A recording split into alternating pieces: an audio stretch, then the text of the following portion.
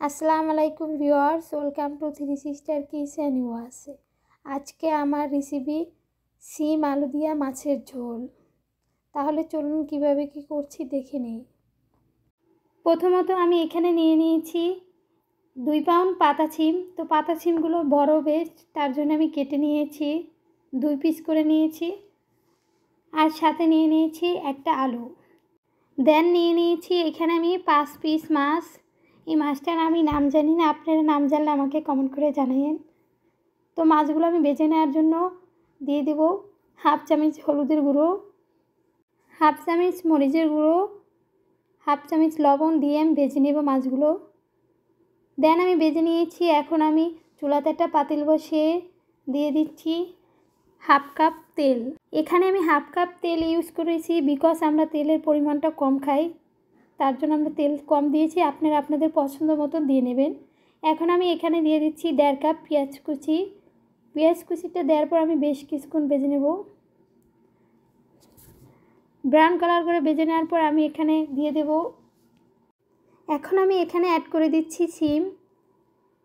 সিম add করার পরে আমি দিয়ে দিচ্ছি একটা আলু। আলু আর সিম দেওয়ার পর আমি কিছুক্ষণ ভেজে নেব। তার সাথে আমি দিয়ে দেব হলুদ মরিচের গুঁড়ো। প্রথমে দিয়ে দিচ্ছি 1 চামচ মরিচের গুঁড়ো। এখন দিয়ে দিচ্ছি 1 চামচ হলুদের গুঁড়ো। এখন দিয়ে দিচ্ছি পরিমাণ মতো লবণ। লবণ দেওয়ার পর আমি বেশ কিছুক্ষণ ভেজে নেব সব কিছু একত্রে। বেশ কিছুক্ষণ ভেজে নেওয়ার পরে এখন এখানে আমি দিয়ে দিচ্ছি হাফ কাপ পানি। পানি দেওয়ার পর কিছুক্ষণের মতো কষিয়ে নেব। 10 মিনিটের মতো কষিয়ে নেওয়ার পর এখন আমি এখানে অ্যাড করে দিব ঝোলের পানি। এখানে আমি পানি দিয়ে দিচ্ছি 2 মগ। পানি দেওয়ার পর আমি নেড়ে দিচ্ছি। এখন আমি পানি ফুটে ওঠা পর্যন্ত ওয়েট করব।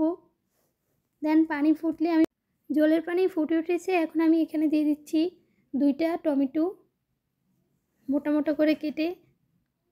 তারপর আমি নেড়ে দিচ্ছি।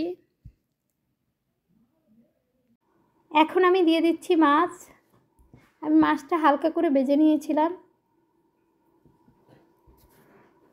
মাছ দেওয়ার পর আমি নেড়ে দিচ্ছি। নেড়ে আমি ঢাকনা দিয়ে ঢেকে দেব। ঢাকনা দিয়ে ঢেকে আমি মাছের তরকারিটা রান্না করে নেব। মাছের তরকারিটা আমার রান্না করতে 1 ঘন্টা টাইম লেগেছে। দেন আমার মাছ হয়ে গেছে। এখন আমি চুলা বন্ধ করে পরিবেশন করে নেব। দেন আমি পরিবেশন করে নিয়েছি। তো আপনাদের এই রেসিপিটা কীরকম লাগছে অবশ্যই লাইক কমেন্ট সাবস্ক্রাইব করবেন। আর আমার চ্যানেলে নতুন হয়ে থাকলে সাবস্ক্রাইব করে দেবেন। আজকের মতো এই পর্যন্ত। সবাই ভালো থাকবেন, সুস্থ থাকবেন। আসসালামু আলাইকুম।